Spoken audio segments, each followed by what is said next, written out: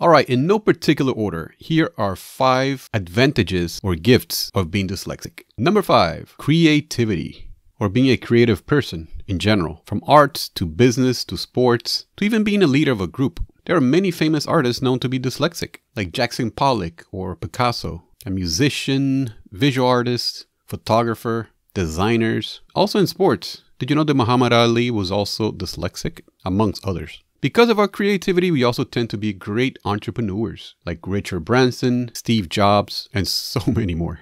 Where would we be without them? Number 4, we are great problem solvers. We tend to think outside the box, like Albert Einstein and Leonardo da Vinci. And also trying to solve problems, you see connections that other people don't see. That's something that tends to come easier for us. We tend to have intuitive approach to solving problems, and sometimes could look like we're just daydreaming and not doing our work or wasting time. But our brains are running. Our brains are connecting things, bringing forth ideas, even when it seems like it's not. Number 3, three-dimensional thinking and making connections.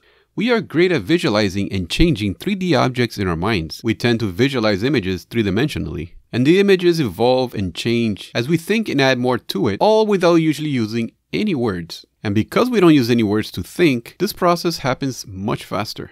Number 2, narrative reasoning. Narrative reasoning uses memory of experiences. We are great at learning from memory of experiences we had, or even imagined experiences. My friends always tell me that I'm great at one-liners or one-liner jokes, and I think it has to do with that. For example, one of the thoughts of knives are pointy, except for a butter knife. And that has run to my mind a few times. But my mind also put together a little one-liner that I held for a while. And one day my wife was buttering her toast, and I told her, butter knives are pointless. It took a few seconds because she wasn't really paying attention, but then all of a sudden she starts cracking up.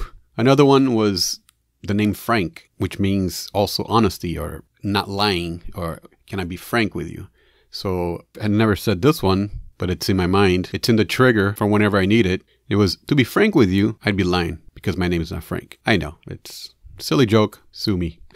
I know that narrative thinking, it's a lot more complex than just jokes. We actually have the capability of using our memory or things that we remember thinking of and putting them together, changing things around and coming up with solutions, with answers or ideas that can change the world.